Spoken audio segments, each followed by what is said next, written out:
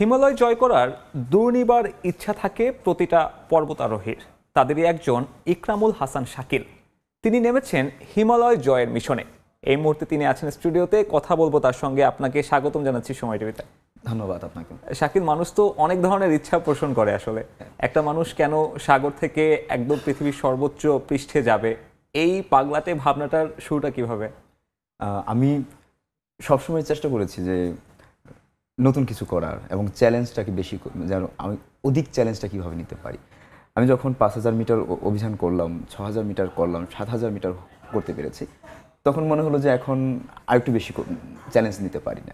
তো তখন আমি গ্রেট হিমালয় ট্রেল মতো একটা দুর্গম একটা অভিযানে করার সিদ্ধান্ত নিই, যেটা হিমালয়ের মানে পূর্ব পশ্চিমে লম্বালম্বি 1700 কিলোমিটার পথ, যেটা নেপাল তিব্বত বর্ডার ধরে। এটা সারা পৃথিবীতে মাত্র 32 জন মানুষ কমপ্লিট করতে পেরেছে।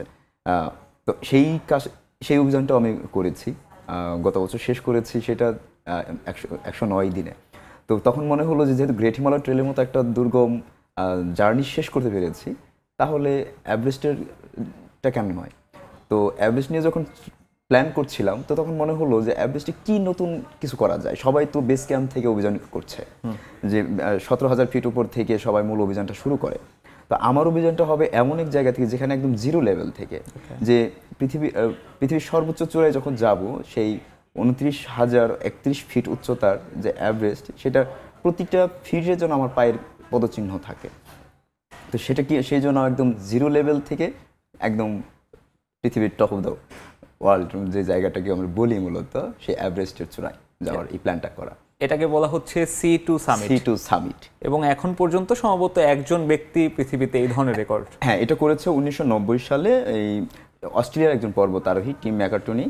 তিনি করেছিলেন পশ্চিমবঙ্গের গঙ্গা সাগর থেকে। তো তার এই জার্নিটা করতে 96 দিন সময় লেগেছিল। 96 দিনে তিনি প্রায় 1200 কিলোমিটার পথ পাড়ি দিয়ে সেই অভিযানটা করেছিলেন। তো আমার চ্যালেঞ্জটা এখানে আমি একটু বাড়িয়েছি, যে সে 96 দিনে করেছে, আমি যেন এটা আরও কমে করতে পারি, তার রেকর্ডটা যেন ব্রেক করতে পারি। সেই জন্য আমি 90 দিনের টার্গেট নিয়েছি। এবং তার থেকে আমার যে দূরত্বটা, কক্সবাজার থেকে দূরত্বটা আমার 1300 কিলোমিটার মতো প্রায়। তো সেই ক্ষেত্রে লংগেস্ট ডিস্টেন্সের যে ল্যান্ড জার্নি, সেটাও ব্রেক করার চেষ্টা করছি। তো এই থেকে যখন সে করেছিল, তখন তার বয়স ছিল 45 বছর। আর এখন আমি যদি সেটা করতে পারি, তাহলে ইয়ংগেস্ট হিসেবেও মানে তার রেকর্ডটা ব্রেক হবে। তো আর পৃথিবীতে দ্বিতীয় ব্যক্তি হিসেবে যদি করতে পারি, তাহলে এটা দারুণ কিছু হবে আশা করছি। সর্বকনিষ্ঠ এবং সর্বোচ্চ দূরত্ব একই সাথে দুইটা মাইল ফলকের সামনে আপনি দাঁড়িয়ে। শাকিল, আমি যদি আপনাকে বলি, কক্সবাজারে আপনি 25শে ফেব্রুয়ারি আপনার এই যাত্রা শুরু করলেন। আপনি আজকে ঢাকায় এসে হেঁটে পৌঁছালেন কত দিনে? আমি 25শে ফেব্রুয়ারি দুপুরবেলায় আমি হাঁটা শুরু করেছি ইনানি সমুদ্র সৈকত থেকে। তো 12 দিনে আমি এসে 8ই মার্চে এসে পৌঁছেছি ঢাকায়। পৌঁছে গতকাল একটা প্রেস কনফারেন্স ছিল, সেটা আপনারা কভারেজ দিয়েছেন সবাই। আর আমি এখন আছি, কিছু আমার আনুষঙ্গিক কিছু কাজকর্ম বাকি আছে, অনেক কিছু ভিসা নিয়ে একটু ঝামেলা হচ্ছিল, সেটা নিয়েও কাজ হচ্ছিল। তো সব কিছু নিয়ে আমি 2 দিন ঢাকায় আছি আরও। তো তারপর আবার ঢাকা থেকে আমার জার্নিটা শুরু হবে। কাগজে কলমের এত সব জটিলতার মাঝে তো স্পন্সর অথবা আর্থিক বিষয়টা যদি আমি বলি, দর্শকরা হয়তো যায় না এভারেস্টে চূড়ায় উঠতে হলে আসলে একটা বড় অঙ্কের টাকা দিতে হয়। যদি একটু সেটা বিস্তারিত বলতেন। পর্বতারোহণটা হলো একটা ব্যয়বহুল স্পোর্টস। এখানে প্রতিটা জিনিস থেকে বলি, যত আমার ইকুইপমেন্টসগুলো আছে, পোশাক আছে, সবগুলোই অনেক দাম সেগুলো। তো সেই ক্ষেত্রে আমার পুরো অভিযানটা যদি করতে যাই, যেমন এভারেস্টের যে পারমিটটা, সেই পারমিটটাই $15,000। আচ্ছা, $15,000 যদি হয়, সেটা আমার বাংলাদেশ টাকায় প্রায় 18 লাখ টাকার মতো, যেটা যেন শুধু পারমিটটাই দিচ্ছে, বেশি কিছু না। তো এরপরে আনুষঙ্গিক খরচ আছে, রেস্কিউ আছে, গিয়ার আছে, লজিং ফুডিং আছে, সেখানে শেরপা যে গাইড আছে, সব খরচ মিলে বাকিটা হয়। তো যে কারণে একটা অনেক অ্যামাউন্টও বেড়ে যায়। তো এই যে বিশাল অঙ্কের একটা টাকা, সে প্রায় 50 লাখ টাকার মতো খরচ হয়ে যাচ্ছে শুধু এভারেস্ট অভিযান করতে গিয়ে। তো এই টাকাটা তো কোনো একা সম্ভব না এটা কোনোভাবেই করা। তো সেই ক্ষেত্রে আমাদের বিভিন্ন পৃষ্ঠপোষকতার সহযোগিতা নিতে হয়। তো বাংলাদেশে আমরা যতগুলোই অভিযান করি না কেন, সারা পৃথিবীর মানুষই যারা মানে পর্বতারোহণ করে না কেন, সবাইকে স্পন্সরের উপরেই নির্ভর করতে হয়। তো আমার এই অভিযানটাও সেই স্পন্সরের উপরেই নির্ভর করেই হচ্ছে। আমার এই স্পন্সর, এই C2 সামিট এভারেস্ট এক্সপিডিশনের যে টাইটেল স্পন্সর আছে প্রাণ, বাংলাদেশের এক বড় কোম্পানি যাকে বলি আমরা একটা, তো সেই প্রাণ কোম্পানি আছে আমার সাথে, এবং স্ন্যাক্স পার্টনার হিসেবে আছে মিস্টার নুডলস হিসেবে খুবই করছে আর কি। আমাদের এর আগেও ছিল মিস্টার নুডলস আমার সাথে, গ্রেট হিমালয় ট্রেলও ছিল।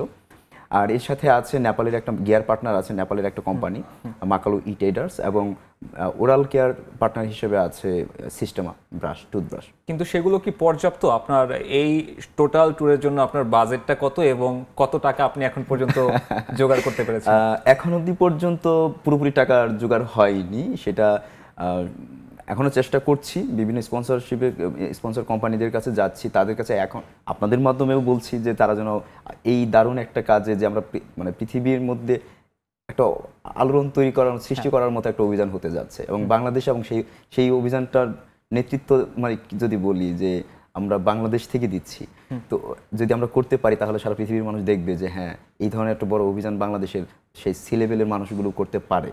তো এই এত বড় একটা অভিযান করতে যাচ্ছি, সেখানে সকলের সহযোগিতা চাই, যে পৃষ্ঠপোষকগুলো যারা আছে তারা এগিয়ে আসুক। এখনও প্রায় আমার 20 লাখ টাকার মতো হয়ে আছে, শর্ট আছে এই পুরো টাকা। কিন্তু আপনার জার্নি পুরোটাই তো ভেস্তে যেতে পারে যদি আপনি এইবারে এভারেস্টে ওঠার যে রেজিস্ট্রেশনের ডেডলাইনটা, সেই ডেডলাইনটা আপনি যদি মেইনটেইন করতে না পারেন। হ্যাঁ, সেটা একটা বিষয় রয়েছে, সেটারও চেষ্টা হচ্ছে। কিছুটা সেখানে কথা হচ্ছে, কিছুটা পেমেন্টের বিষয় করা হয়েছে, আরও কিছু পেমেন্ট বাকি আছে, সেগুলো করতে হবে। তো সেগুলো আমার এই মাসটাই সময় পাচ্ছি আর কি, সব কিছু মিলিয়ে। তা হাতে খুব একটা সময় নেই, 15-16 দিন সময় আছে। তো আশা করি এই সময়ের মধ্যে হয়ে যাবে। যারা আমার সাথে এখন স্পন্সর করছেন, যে পৃষ্ঠপোষক কোম্পানিগুলো আছেন, প্রাণ, সিস্টেমা বা অন্য যারা আছে, এরা সকলেই যদি আরেকটু এগিয়ে আসে তাহলে এটা হয়ে যাবে। শাকিল, আপনি একটা আলোড়ন তৈরি করার মতন কাজ করতে যাচ্ছেন, ইতিমধ্যে আপনি মাঝপথে আছেন, এর মধ্যে আপনার এত কিছু নিয়ে চিন্তা করতে হচ্ছে, এটা একজন পর্বতারোহীকে একটু পিছিয়ে দেয় কিনা, বাংলাদেশের পার্সপেক্টিভে কাজটা কঠিন করে দিচ্ছে কিনা? পিছিয়ে দিচ্ছে বলতে হয় কি, যেটা হ্যাঁ, আমি যেমন যখন পথে হাঁটছি তখন কিন্তু আমার মাথায় বিভিন্ন টেনশন নিয়ে হাঁটতে হচ্ছে, যে এই টাকাগুলো কখন আসবে, বা আদৌ কি আসবে কিনা, বা কারা করবে, এই যে চিন্তাগুলো। কারণ মূল চ্যালেঞ্জটাই তো হলো এখন আমার স্পন্সরশিপের যে বিষয়গুলো আছে সেটা। তো এটা আমাদের মানসিকভাবে অনেকটা পিছিয়ে দেয় আর কি, যে একটা মনের যে জোরটা নিয়ে এগিয়ে যাওয়া, সেটা কিছুটা কমে যায়। শাকিল, আপনি এই সকল প্রতিবন্ধকতা পেছনে ফেলে আপনার এই যে আলোড়ন তৈরি করার যে কাজ, সেই কাজের দিকে এগিয়ে যান। হয়তো আপনার সাথে আবার দেখা হবে এভারেস্ট জয় করার পরে। সেই পর্যন্ত আপনার জন্য শুভকামনা।